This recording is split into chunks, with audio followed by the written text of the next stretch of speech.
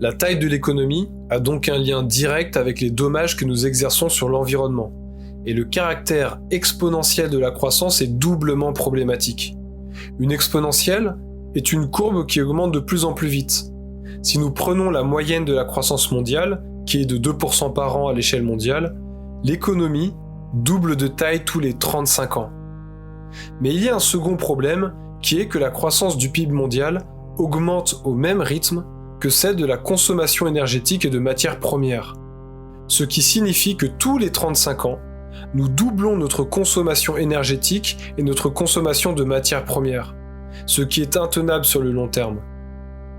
D'après l'astrophysicien Aurélien Krida, si l'économie continue de croître à ce rythme, il nous faudra dans 2000 ans l'équivalent énergétique de toutes les étoiles de notre galaxie. Ça peut paraître complètement fou. Pourtant, une majorité d'économistes considèrent la nécessité de croissance économique comme le scénario le plus raisonnable.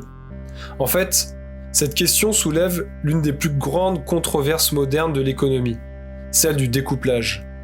Certains économistes prétendent qu'il serait possible de continuer à faire croître le PIB en utilisant moins de ressources et moins d'énergie.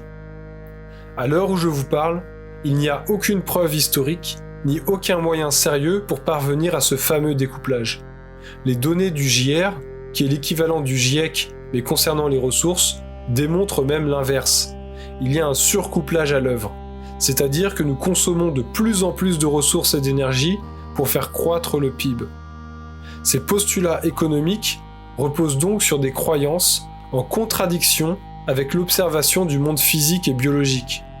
Un regard sur le fonctionnement du vivant pourrait peut-être nous apporter quelques pistes de réflexion pour nous inspirer de ce qui a fonctionné durant des milliards d'années au lieu de nous accrocher à nos rêves et nos fantasmes.